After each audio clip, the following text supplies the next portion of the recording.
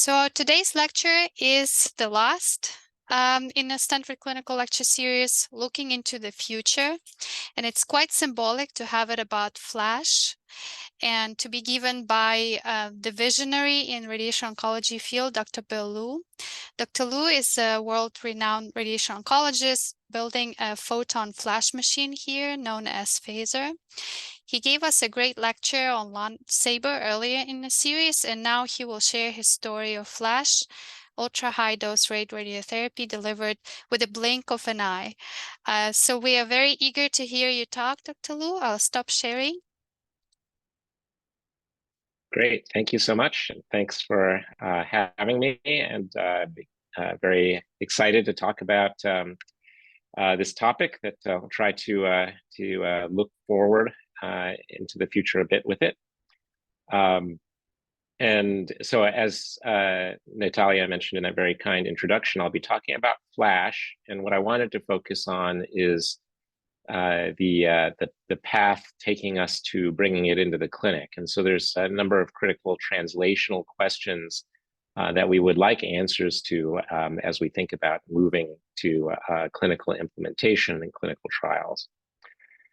So first of all, just by way of background, I would argue that the big challenge in all of cancer therapy is this issue we refer to as therapeutic index. And that is the balance of tumor killing versus collateral damage for any treatment that we use, whether it's drug therapy or radiation or surgical therapy or any form of therapy. This is always the balance that we're trying to achieve. In radiation, we have spent the last several decades improving quite dramatically the physical targeting, improved targeting and conformity of our radiation doses to achieve improved therapeutic index, and that's gained quite a bit of success. We've had less progress, although still, a lot of effort going into improving the biological therapeutic index of radiation, and this is where FLASH has generated a lot of interest. And so we'll talk about how it may achieve, at least comparable tumor killing compared to more conventional radiation, but with less collateral damage for the same dose. And so to clarify some of the concepts and terminology, there's a few pieces to this, right? One is the physical and technological piece. And so the key is speed. So delivering ultra high dose rate radiation or ultra rapid radiation at rates that are 2 to 3 orders of magnitude faster than what we've historically done in the clinic using conventional X-ray or electron beam therapy or even proton therapy. So we refer to that as ultra high dose rate radiation. What FLASH is the ultra high dose rate that produces a higher therapeutic index. And we see a lot of preclinical evidence that this can happen. It doesn't necessarily happen under all circumstances. And so there's a key piece of this is understanding what parameters and in what way do we need to deliver fast radiation to obtain this advantageous biological effect. And there's still a lot unknown, including the basic underlying mechanism of why we see this phenomenon. But there does appear to be a real phenomenon, and that was illustrated in this landmark publication by Favedan and Vozanen, where they did in vivo irradiations of mice and looking at whole thorax radiation with conventional dose rate irradiation. What they saw was 6 months after irradiation, there's substantial fibrosis in the lung, which is a known classical finding. But giving the same dose of radiation in a fraction of a second, which they coined the term FLASH, there was much less fibrosis, and it required going to almost double the dose in this FLASH mode to see a similar level of fibrosis as the conventional treatment. On the other hand, in tumors implanted in these mice, the survival of the mice was similar between FLASH and conventional dose rate, but with FLASH, it was possible to go to a higher dose and still be tolerable, and achieve better tumor control that way. So that original publication suggested this possibility of improved therapeutic index from ultra high dose rate radiation, and therefore they coined this term flash and the flash effect. And by now, there's been a lot of data published. Actually, in the last few years, hundreds of publications related to flash. And what's been seen is a phenomenon of normal tissue sparing. And this has been shown in mice, in multiple other species, rats, canines, mini pigs, zebrafish, and so on, and many different organ systems. So they're now, kind of a broad base of data indicating that there is a normal tissue sparing effect with ultra high dose rate radiation under the right conditions.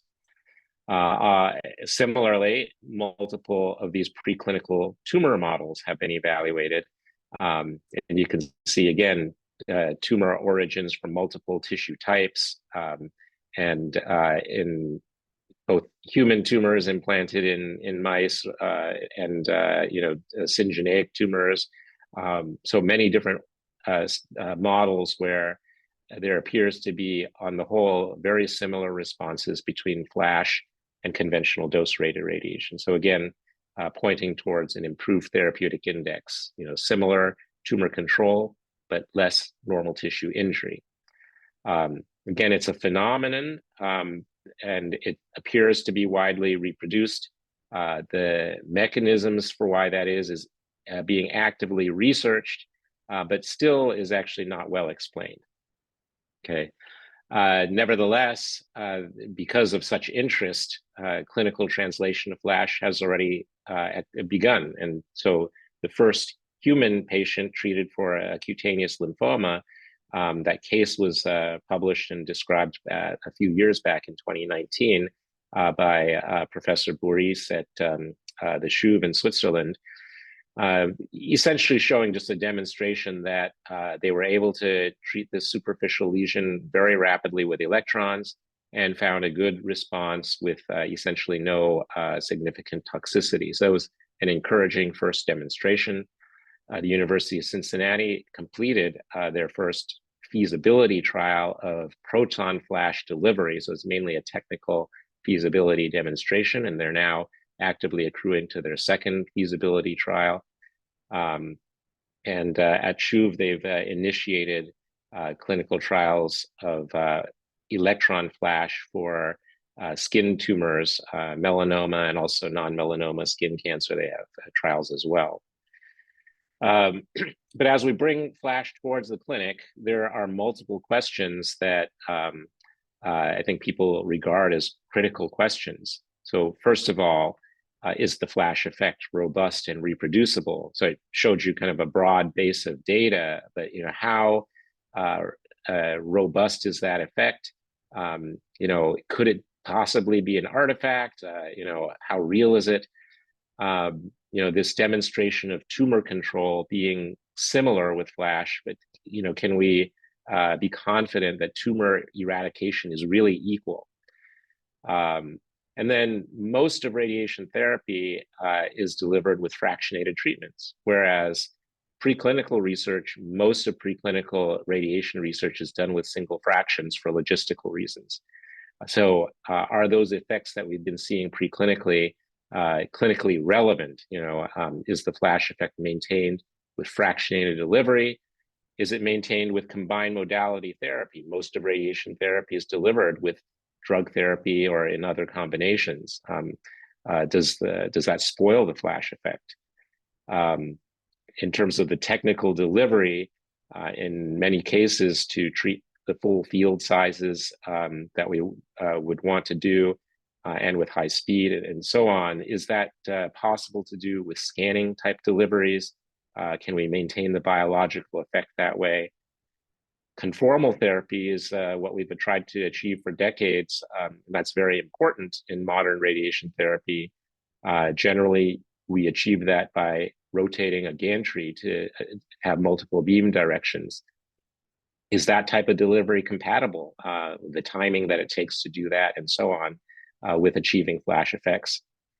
And another scenario where flash might be beneficial, especially for avoiding normal tissue injury, is in re-irradiation. So is the flash effect maintained in previously irradiated tissues? All questions we would like to know as we start to go towards clinical translation. So we'll try to go through these and present what preclinical evidence we have right now. And of course, there's still much to be done, but I'll try to at least kind of lay the groundwork for what we know now and what we still need to answer. So first of all, is the flash effect robust and reproducible? Is the dosimetry accurate? And that's a key question, because we know it's actually notorious in preclinical research that what you read in one publication, they gave X gray, was the calibration correct? Is the dose, is 1 gray in one paper the same as 1 gray in another paper? And we actually know there's been a lot of variability historically. So how confident can we be that we're seeing a robust effect if the dosimetry is off? And are the biological effects reproducible, and especially reproducible between institutions and labs, so that we are confident in the results? So towards that end, we at Stanford engaged in a collaboration with the SHUV and UC Irvine to establish harmonization of dosimetry. So this was an experiment we did with a phantom, kind of representing a mouse-like phantom with multiple dosimeters, designed by the SHUV and sent to us, and so that we could do irradiations using the equipment between 2 centers, and see if we could maintain a common type of delivery. And what we found was that we were, between our centers, able to get a good agreement within a few percent between flash and conventional dose rate delivery. So a good kind of initial starting point for harmonization.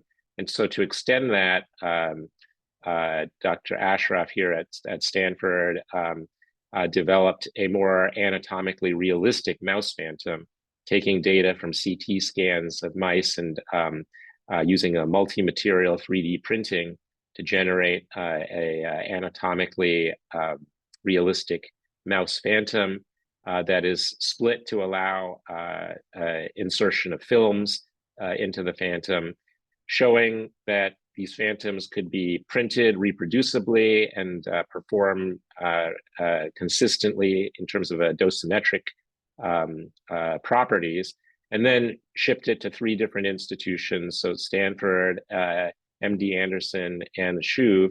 And you can see that this was done then at different machines at different institutions, but asked to irradiate similar fields and doses on the same phantom. And what we found, and this is just one of the experiments here for the brain treatment field, that between the different institutions, the plots here, they're small, but they're showing the overlay of flash and conventional irradiation, showing that there's good agreement at all the institutions between the different modalities, and between 2 different replicates of the experiment. And then overall, between all 3 institutions, finding that we could get good agreement, that agreement between flash and conventional of under 3%, and in fact on the repeat replicate it was down to about 1% agreement, and between both flash and conventional versus the prescribed dose, we were well under 5%, and again with a repeat under 3% in terms of variability overall. So showing that experienced centers following kind of careful dosimetry can achieve very consistent results, but there also does appear, even among experienced centers, to be sort of a learning or familiarity effect. So just showing that it's not easy, and that's why it's critical to do these kinds of experiments. What about biological effects?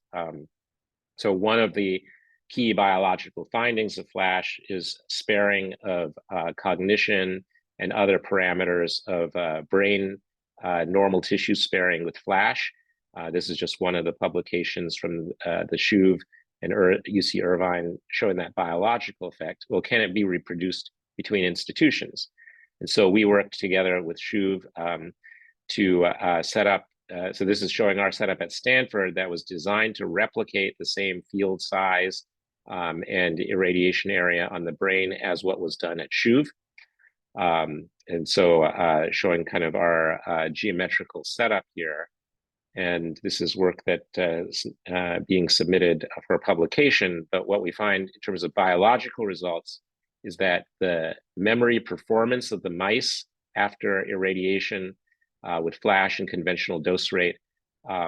So the novel object recognition test there you see on the left, what we see is that with no irradiation, there's a certain level of cognitive performance.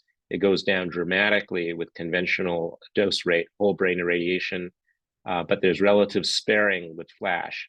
And this is shown in the Stanford irradiated mice as well as in the Shuve irradiated mice, so a consistent biological outcome.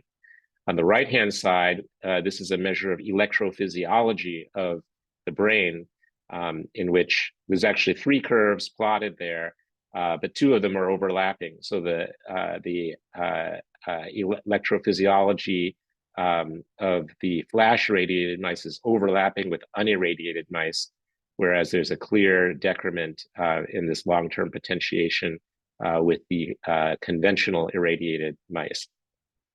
So again, the same effect is seen in the Stanford irradiated mice as in the Shuve irradiated mice, showing that between institutions, we are seeing a consistent biological effect. In Stanford, we published some of the early data showing sparing of intestinal function in abdominal irradiation of mice, as well as improved therapeutic index on tumor control.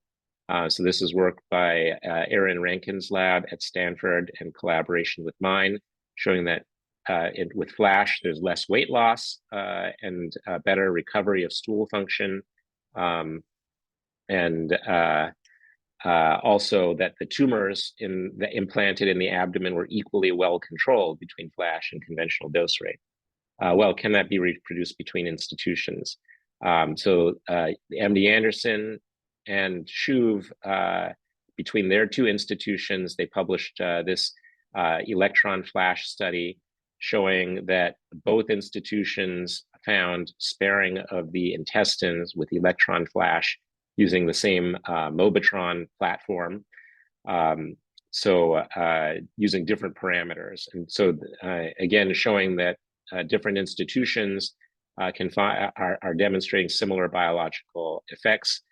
We're actually now collaborating. We have a grant with MD Anderson to do the similar sort of analysis, but using entirely consistent endpoints across both institutions to further validate this effect, and also kind of varying the parameters of FLASH to see the sensitivity to that.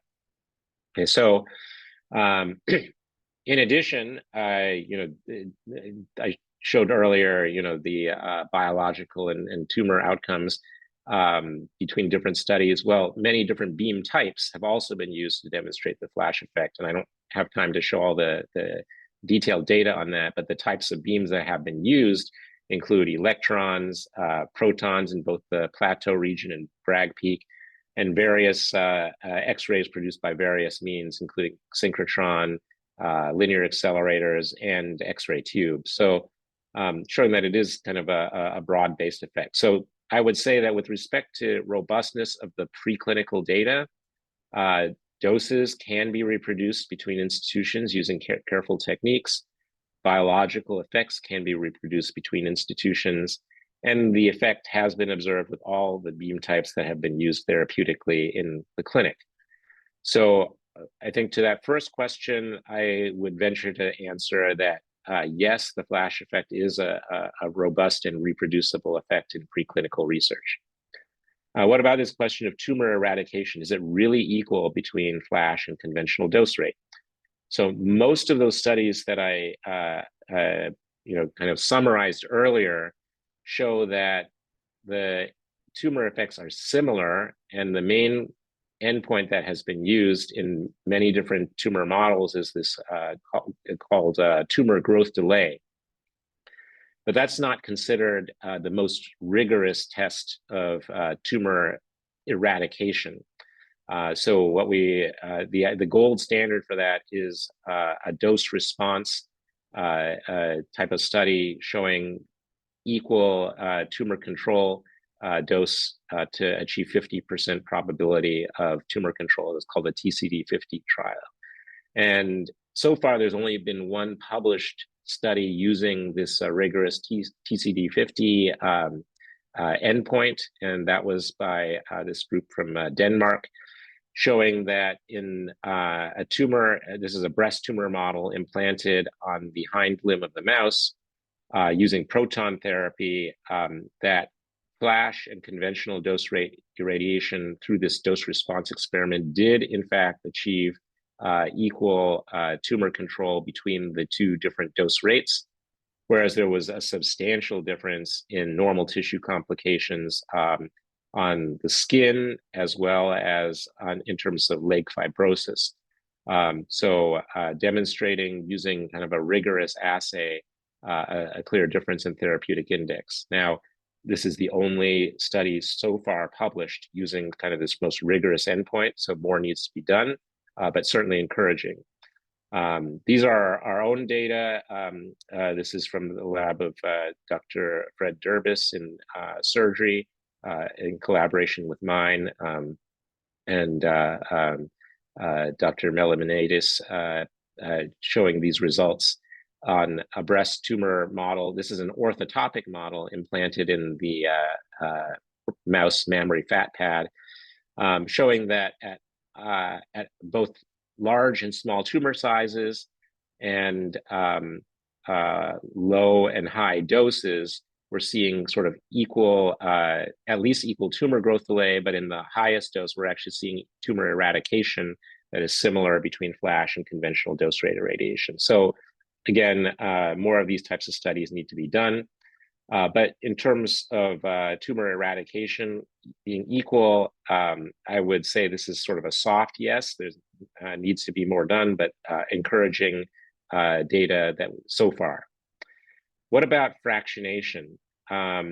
So again, very little data so far, but this one published study by the SHUV and UC Irvine in collaboration with us at Stanford shows that the whole brain irradiation, I showed data earlier showing sparing of cognitive function and electrophysiology. This is the same experiment, but done instead of a single fraction of 10 gray, this is 10 fractions of 3 gray. So 30 gray and 10 fractions, same as what we use in the clinic, and showing that in 2 different brain regions, again, there's 3 curves here, but flash and no radiation are on the same curve, and conventional dose rate is clearly different. So suggesting that even with a conventional fractionation of 3 gray per fraction, we are seeing a flash effect. So again, much more needs to be done in that realm, but very encouraging and exciting data that the flash effect is indeed maintained with fractionation and even conventional fractionation that's used in the clinic. What about combined modality therapy? Again, so far, only one published study, and this is from Stanford, Dr. Rankin's lab in collaboration with mine, where we found that combining immunotherapy with both conventional and flash irradiation, we see that there is the best tumor control comes with the combination of immune checkpoint inhibition plus radiation. The drug alone does not produce much effect, but the combination is better than with radiation alone. And it's very similar between conventional dose rate and flash. So again, flash being comparable to conventional dose rate and tumor control, but both working better with immunotherapy. And at the same time, when we look at the parameters of intestinal function, that there is still sparing by flash, even in combination with the immunotherapy. So adding immunotherapy does not spoil the normal tissue sparing, but it does improve tumor control with both flash and conventional dose rate. And we also see enhanced immune cell infiltration into the tumors with the addition of immunotherapy. So very encouraging data. And unpublished data, but presented as an abstract last year at the FRPT meeting was from the Peterson lab, showing that flash and conventional radiation in combination with PARP inhibition does seem to show some benefit to the combination on tumor control, but no loss of in terms of toxicity with the combination of drug plus flash. So again, preliminary data, but all pointing in the direction that various drug combinations with flash seem to still maintain a flash effect and actually have benefits in terms of tumor control with the drug plus radiation combination. So again, with regard to combined modality therapy, still preliminary and need more data, but a soft yes that it's encouraging. What about various technical aspects of timing of delivery and scanning and so on? So this was a study done by the Chouve group at the ESRF synchrotron radiation facility in France. They showed, in this case, the same sort of sparing of cognitive function and neurogenesis in the brain with flash, but in this case, the flash was delivered with synchrotron X-rays. Now, the thing about the synchrotron X-rays was that they don't cover the whole brain at one time. In fact, it's a very narrow blade of X-rays that swept across the brain. And so the dose rate within the blade of radiation is extremely high. But if you average the time taken over to sweep the entire brain, then the average dose rate calculated that way would be lower than what's expected to be needed for the flash effect. And yet they had a flash effect. So suggesting that the irradiation time of sort of the specific voxels of tissue that are irradiated is the important parameter. And so a scanning type of approach may in fact be compatible with maintaining a flash effect. In terms of gantry rotation, again, this is again the earlier study by the Chouve, where they looked at different irradiation times to achieve the flash effect. And what they found was that this is all 10 gray irradiation, but given in different periods of time within a single pulse versus over a third of a second or longer. What they found was that at 30 gray per second, in other words, delivering 10 gray in a third of a second, we start to see a loss of normal tissue sparing. And beyond that, it's lost and is like conventional dose rate irradiation. So that gives us some indication of the timing that's needed. When we did our study at Stanford on brain sparing, at the time we did the experiment, we did flash irradiation with very high dose per pulse. The conventional irradiation that we did was actually with the same high dose per pulse, but splitting up the delivery with 1 minute gaps so that the overall delivery time was 4 minutes. And that's where we saw a loss of the flash effect. So this is similar to what you might get if you were to divide up a treatment between different gantry positions and having a rotation of the gantry in between. So this would suggest that time between gantry positions could lead to a loss of the flash effect. The University of Cincinnati, using protons, did a similar study, and in this case, so this is just a dose response on leg contracture, showing that there's a clear flash sparing up to a dose of 40 gray single fraction. At some point, too high a dose, of course, even flash is toxic. But there was a clear flash effect between 30 to 40 gray in terms of sparing of normal tissue. But then what they did was they took the same dose of 30 gray, but delivered it either in a single delivery or in 2 beams separated by 2 minutes, or in 3 beams separated by 2 minutes each, so that the total delivery time was 4 minutes. And so when there was a 2-minute gap in the flash delivery, there was some loss of the flash sparing, but it seemed to be still some sparing. By the time it was 4-minute total delivery time, the flash sparing was completely lost. They saw that at 30 gray total dose as well as at 35 gray total dose. So at least tentatively, these data would suggest that a gantry rotation time could spoil the flash effect, and we need to think about strategies to sort of minimize that and still get conformal flash irradiation. Finally, on the last question, this is just a teaser. I can't show you the data because it's preliminary on previous irradiation and re-irradiation, but I know that the University of Pennsylvania group will be presenting data on this so that at the upcoming FRPT meeting that'll happen in just a couple of weeks, December 5th to 7th. Okay. So finally, I'm going to sort of take the last part of the talk to talk a little bit about flash delivery platforms at Stanford and where we're going with that.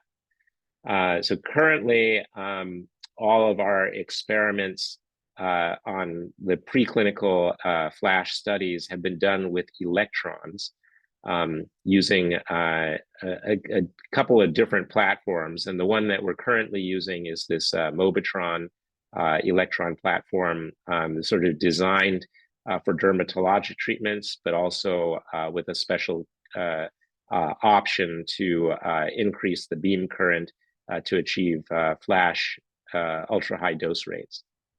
So this is what we're currently using for our preclinical irradiations on mice, but also with the potential to take this into clinical trials for cutaneous tumors.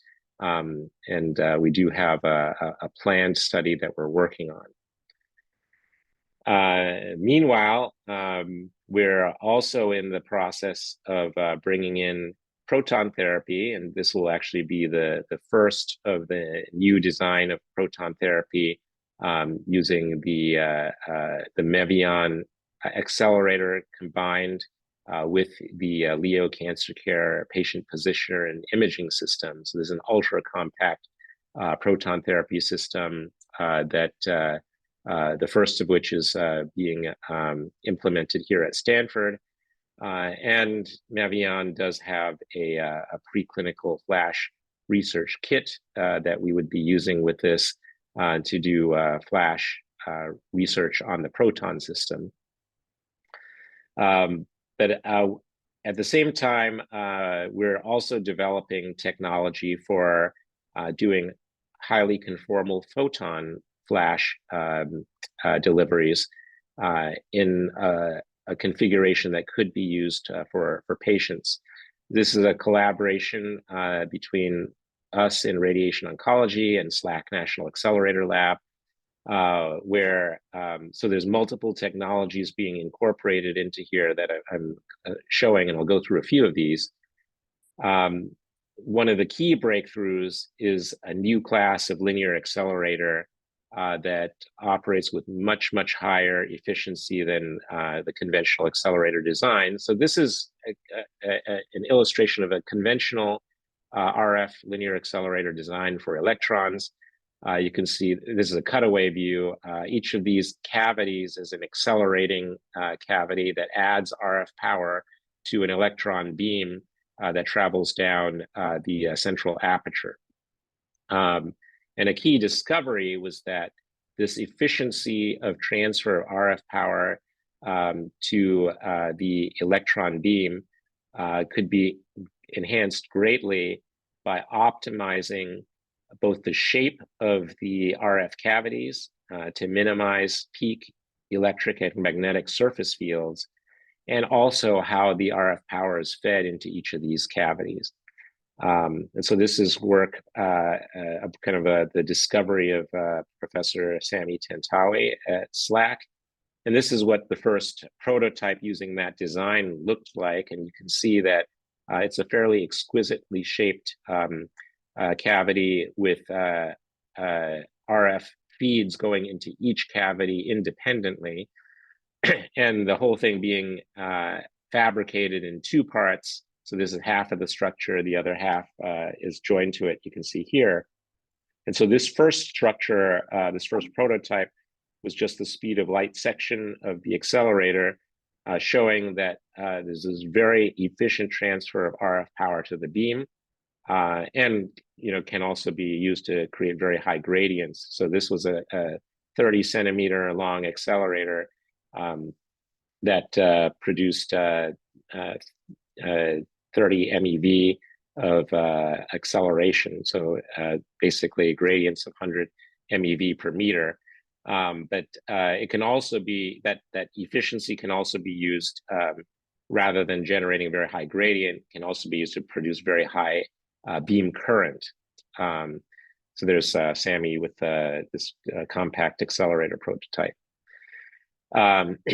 Another innovation is rather than, because a very high peak RF power is required, rather than using a large klystron to power these, it would be to use a network of smaller klystrons, or we call them klystrinos, where the power can be phased together and summed up. And the advantage of this approach is that an array of these klystrinos can be used to power in rapid succession multiple linear accelerators just by switching the power between them.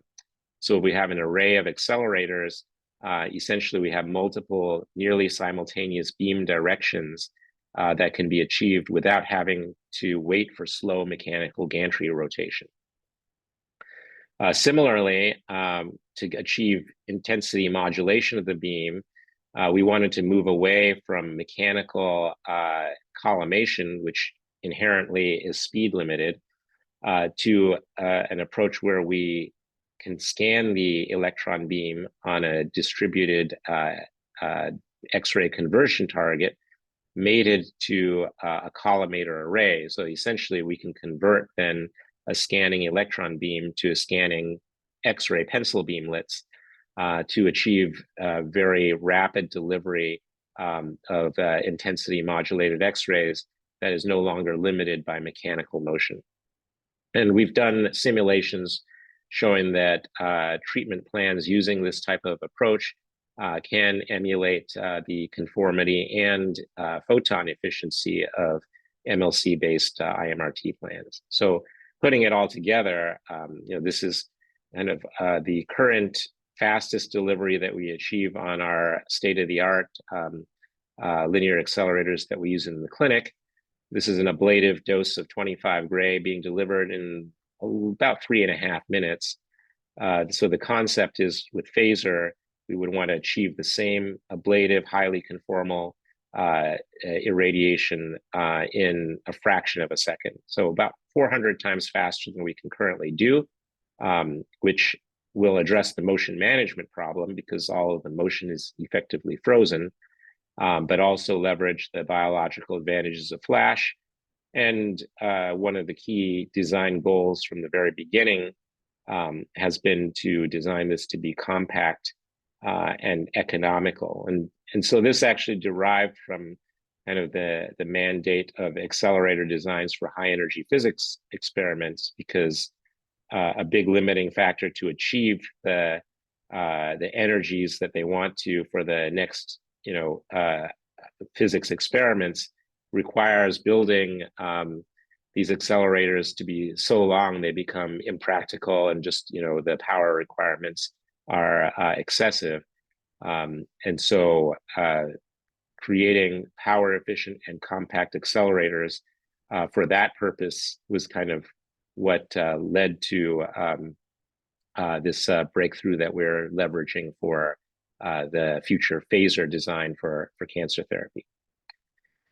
So so that's just kind of an overview of some of the key translational questions that I think we need to answer to translate FLASH to the clinic, and what the current state of preclinical research is, and also where we stand with the some of the future directions in technology development. Of course, emphasizing what we are doing here at Stanford, but of course, there's a great interest, all around the world, and many groups are working on the biological research, as well as on some of the innovative technology approaches. I presented work, that was made possible by many, many collaborators, which I'd like to thank. And this is actually really an incomplete list now, but I'm thankful to many people for working together on this very exciting field. And I guess that's appropriate as we're entering the Thanksgiving season to express gratitude. And I'd also like to thank you all for your attention, and happy to answer some questions. Thank you so much, Dr. Liu. Do you want to do the poll questions? So we have 2 poll questions. Oh, yes. Thanks for reminding me.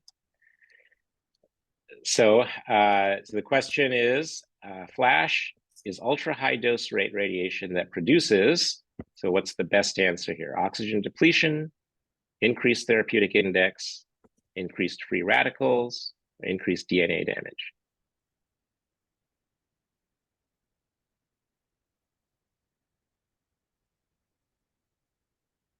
Okay, and yes, you got the correct answer there.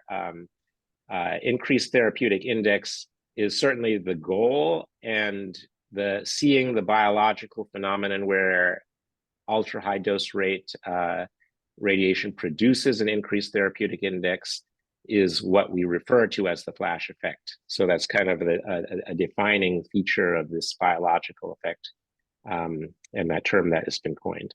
Okay, I think we have one more question. So FLASH effect has been demonstrated in combination with chemotherapy, or a drug targeting the EGFR mutation, or an immune checkpoint inhibitor, or hormonal therapy.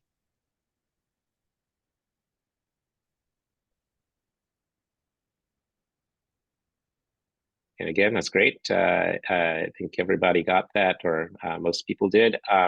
So obviously, I think what we would want to show in the future is that the FLASH effect is demonstrated in combination with all of these. But so far, the study that we have, the preclinical data that we have, is with the immune checkpoint inhibitor. That's what's published so far, but a lot more needs to be done. And hopefully, in a future talk, we can say that's true for all of these options. Excellent. So let's open the floor for questions.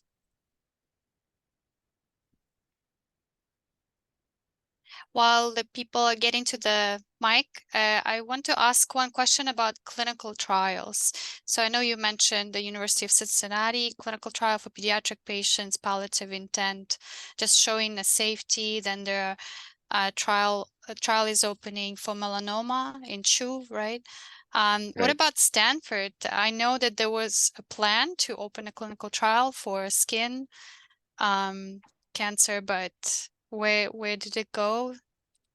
Yeah. So, so one of our graduated residents, Dr. Dworkin, designed a trial, and Dr. Cheng, Jennifer, is kind of stepping in to lead that now. together with Dr. Binkley and Hoppy. This is for cutaneous lymphoma, and it's a feasibility and sort of a translational trial. It would use electron flash, and the primary endpoints would be technical feasibility, as well as looking at some biological endpoints from biopsies taken after treatment in both the irradiated field and sort of just outside. So I think an exciting trial design that we could learn a lot from. So we do want to implement that trial. There's still some technological development that we would need to do to make sure that our electron flash deliveries are sort of like clinic ready in terms of we have to sort of demonstrate all of the QA and safety and so on from a regulatory standpoint. So there's a little bit of technical development work, and then also regulatory work to be done in order to activate that trial. But we do have a design that is, I think, a pretty exciting one. And that would be using Mobitron, correct? That still remains to be determined, what final platform we use, but potentially, yes. Potentially, okay. All right, any questions from the audience?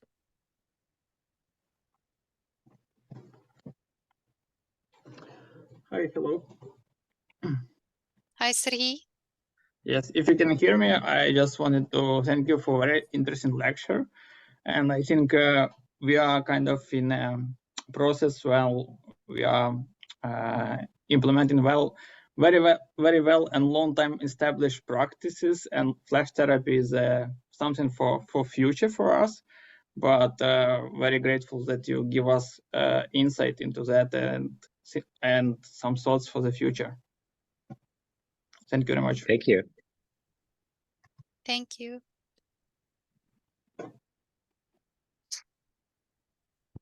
Yeah, Maxim? Yeah, hello, thank you for presentation. I have a question. As you mentioned, oxygen depletion is not a current model for explanation of flash. But is there a current understanding of a biological process which we can connect to flashes? Again, oxygen depletion is not on the table anymore.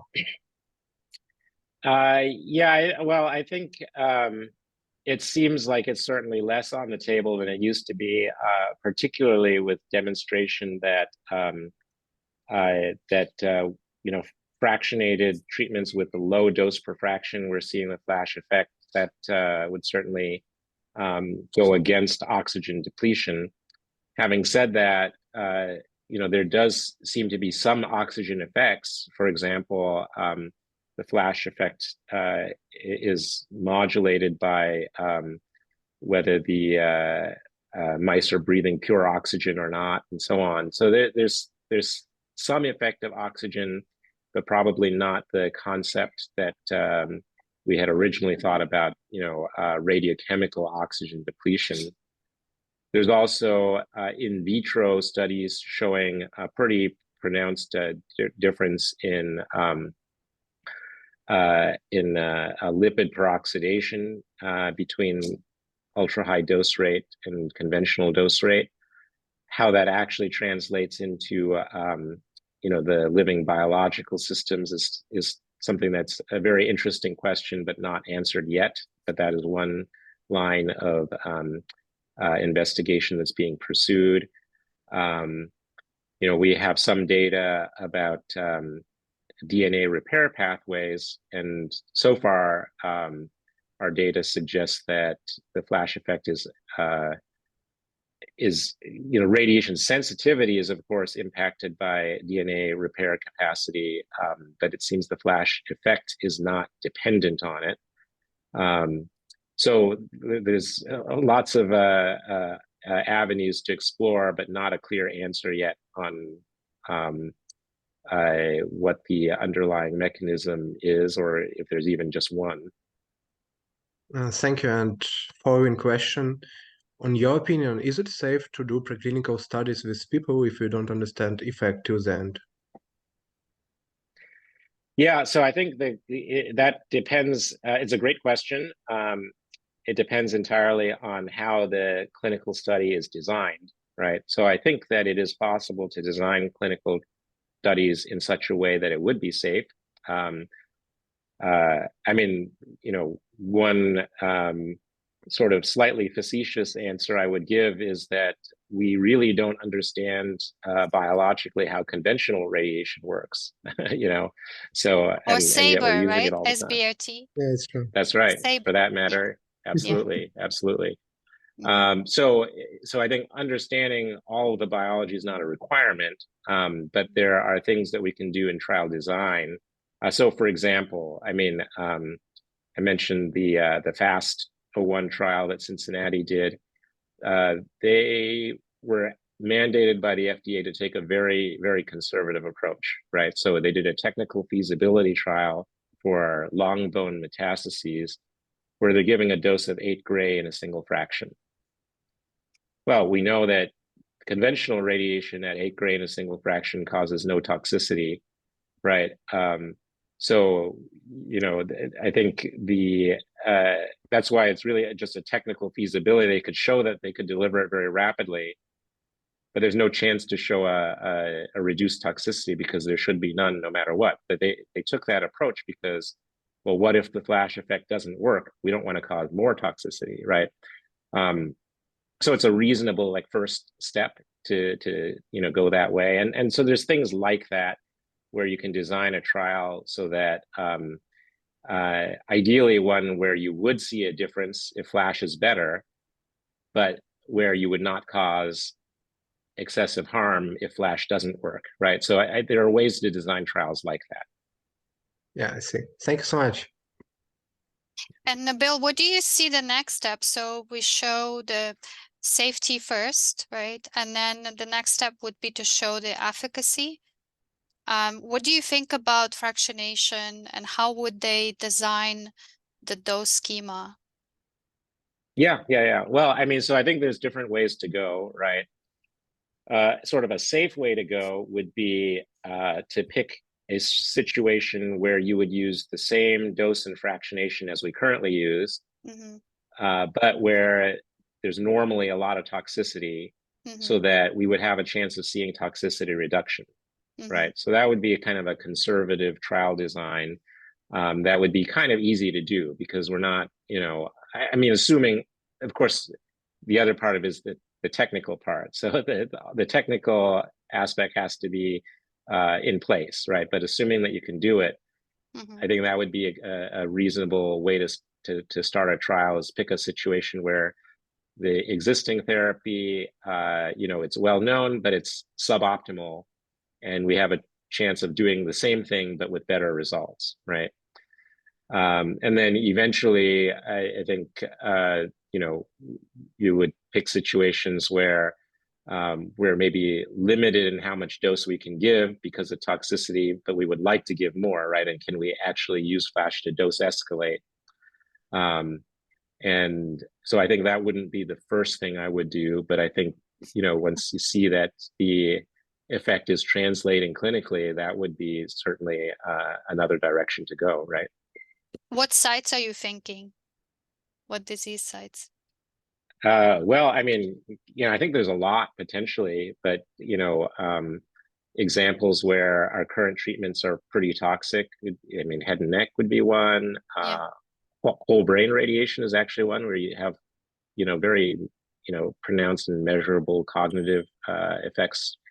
So I think there's multiple areas where we could potentially do that if we had the correct sort of technical implementation to do so.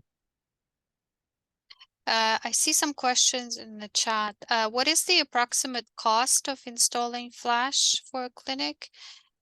Or is this the project still in testing mode and there is no price? Right. It's a good question. So it depends on the technology platform. There's a number of electron machines that,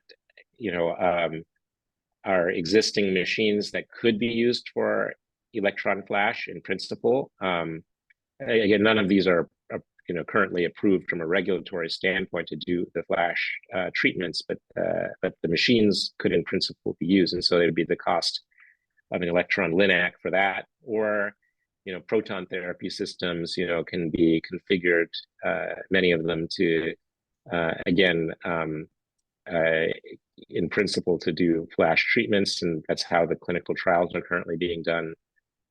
So the cost would be essentially similar to those existing clinical systems. Maybe a little bit more for the special configuration and dosimetry equipment and so on. Photon flash is still under development. We believe that the solutions that we're working on should be comparable in cost to photon treatment systems that we currently use, but of course that we don't know that just yet. Sure.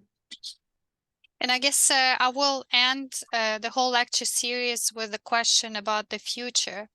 So how do you imagine the future of radiation oncology, let's say in 20-25 years? That's a great question. The thing that I can say with confidence is that it will be different. And the reason I say that is because, well, I guess I've been in the field now for almost 20 years, right? And practically everything I do in the clinic today is, even in this, I'd like to think relatively short period of time, right? Everything I do in the clinic today is different than what I did when I was in training. So if in 10 years, or 15 years from now, if we do anything the same as we do today, I'll be quite disappointed. Do you see flash there as a prominent piece? I certainly hope so. Yeah. That's what I'm betting on right now. Yes. Okay. Excellent answer. Thank you so much, and thank you everyone for joining.